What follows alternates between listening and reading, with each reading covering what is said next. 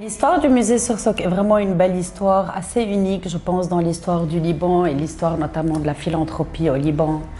Ce palais était la maison de Nicolas Sursock, qu'il a fait construire en 1912. Et Nicolas Sursock fait partie de cette famille qui a donc construit énormément de demeures dans le quartier et dans d'autres régions au Liban aussi. Et lui, il était assez atypique. Il ne s'est pas marié, n'avait pas d'enfants. Quand il est décédé, il a surpris tout le monde parce que dans son testament, il avait décidé de transformer sa maison en maison d'art, en musée d'art, qui serait ouverte à tous les Libanais. C'était un peu, lui, il est décédé en 1952. Dans son testament, à la surprise de tout le monde, il dit voilà, ma maison, je la lègue aux Libanais. Il a même décidé du statut juridique de ce musée. À l'époque, il y avait encore un statut qui s'appelle Waqf Zirri, c'est-à-dire c'est un Waqf civil. Et je crois qu'aujourd'hui, c'est très compliqué de faire un Waqf civil. Et dans son idée aussi un peu de, voilà, que ce lieu, ce musée devrait être un musée pour tous les Libanais. Il a aussi vu que celui qui allait être le président de ce Waqf, parce que le Waqf a toujours une tête, ce serait le président du conseil de la municipalité de Beyrouth, tout simplement parce que pratiquement il est toujours sunnite et qu'on est dans une région plutôt chrétienne et que lui, il était grec orthodoxe. Et c'était un peu dans cette idée que ce musée doit représenter tous les Beyrouthins. À l'époque, c'était ce qui comptait, je pense. Et donc, les deux religions les plus présentes étaient la religion grecque orthodoxe et sunnite. Et donc, c'est comme ça que le musée a vu le jour. Le gouvernement a mis quelques années avant d'implémenter la volonté de Nicolas Sursock. Donc entre la mort de Nicolas Sursock en 1952 et l'ouverture du musée en 1961, le président de la République de l'époque, Camille Chamoun, a transformé ce palais en palais d'hôtes. Et donc, au lieu d'implémenter la vision de Nicolas Sursock, il a utilisé le palais, il a un peu retapé. À l'époque, ils avaient remplacé toutes les fenêtres et portes de la façade principale qui avaient évidemment des vitraux. Ils les avaient fait enlever pour mettre de l'aluminium.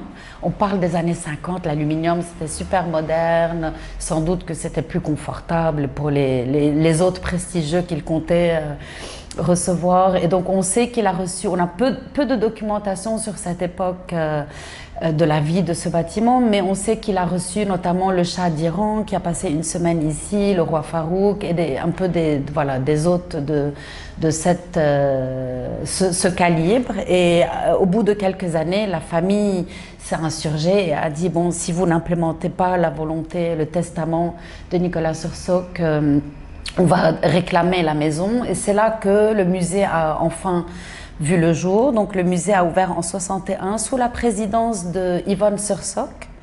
Le Moutawalli, donc le président du conseil de la municipalité de Beyrouth de l'époque, c'était Amin Beyhoum.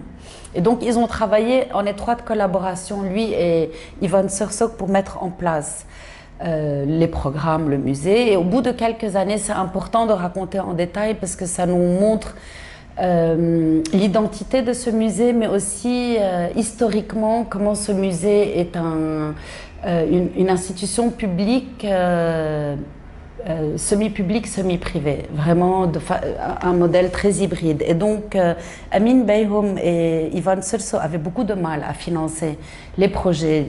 Nicolas Sursock n'a pas laissé d'argent, il a laissé la maison, ses objets, mais voilà, c'est à peu près tout. Amin Beyhoum a proposé une loi qui permettait au musée de recevoir 5% des taxes que la municipalité de Beyrouth obtient sur les permis de construire déposés à Beyrouth. Donc ça a commencé à peu près en 64-65. Donc en gros, le musée a eu une activité artistique très importante depuis son ouverture jusqu'aux années de guerre. Je pense que le musée a vraiment eu un impact sur la vie culturelle et artistique de 61 à 75. Le musée organisait annuellement le salon d'automne. Ce type d'exposition, un format un peu classique de open call où voilà, les artistes sont invités à partager avec le public les œuvres contemporaines. Donc ont le droit de soumettre une ou deux œuvres sur lesquelles ils travaillent actuellement. Et c'est comme ça que le musée a commencé à constituer sa collection. Donc à l'époque, évidemment, les artistes contemporains sont les artistes qu'on considère comme étant les artistes modernes les plus importants aujourd'hui. Et c'est ça, ce sont ces œuvres-là qui étaient souvent primées au Salon d'automne et qui étaient dans les 10 premières années qui étaient acquises par le musée. Et plus tard, quand le musée n'avait plus d'argent, les artistes ont offert ces œuvres. Mais ce sont ces œuvres-là qui constituent la collection permanente du musée Sursock.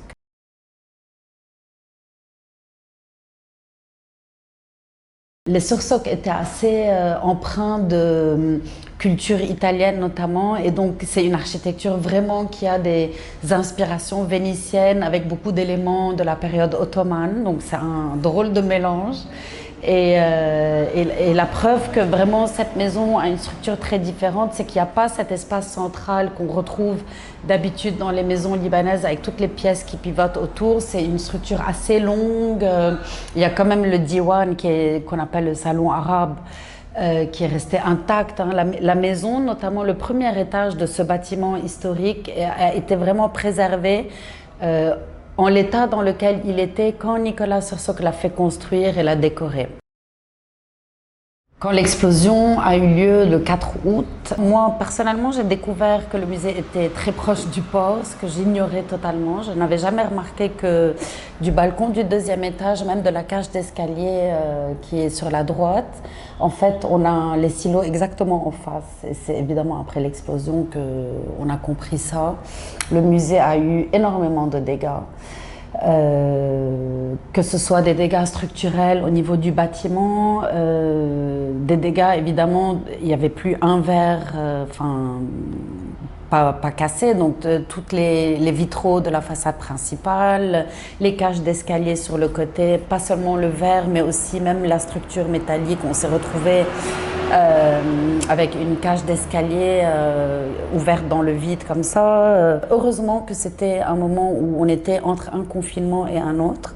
Donc le musée avait uniquement 2 expositions. Il y avait la collection permanente au deuxième étage et une exposition temporaire, donc des œuvres, des pastels de Georges Corbe. Et donc on a eu 57 œuvres abîmées endommagées sur les 130 qui étaient exposées entre le premier et le deuxième étage et quelques sculptures à d'autres niveaux. On est en pleine campagne de levée de fonds. On a eu une couverture médiatique importante qui a donné de la visibilité au musée et j'aime penser que c'est grâce au travail qu'on a fait les 5 dernières années.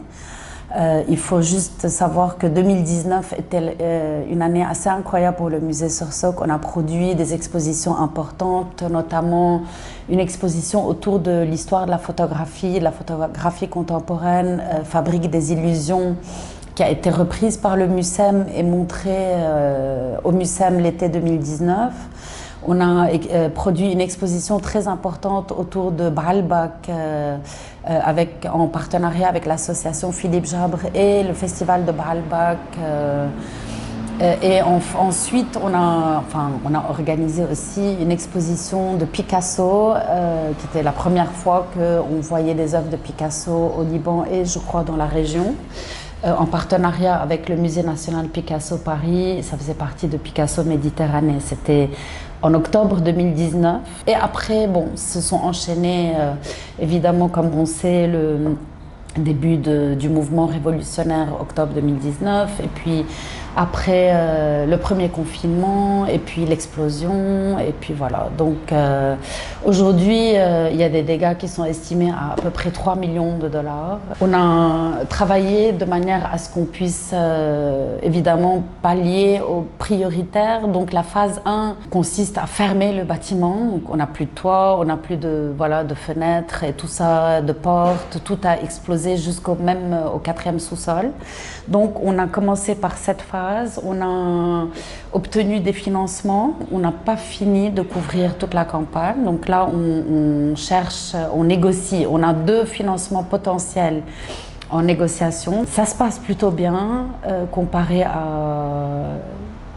je dirais, l'ampleur en fait des dégâts et ce que cette campagne signifie aujourd'hui dans un pays qui est complètement à plat de toute façon. On espère pouvoir mener les travaux à bien et les terminer d'ici fin novembre. Notre objectif de réouvrir en novembre 2021, c'est pour essayer de rencontrer la date d'ouverture du musée qui était le 19 novembre 1961.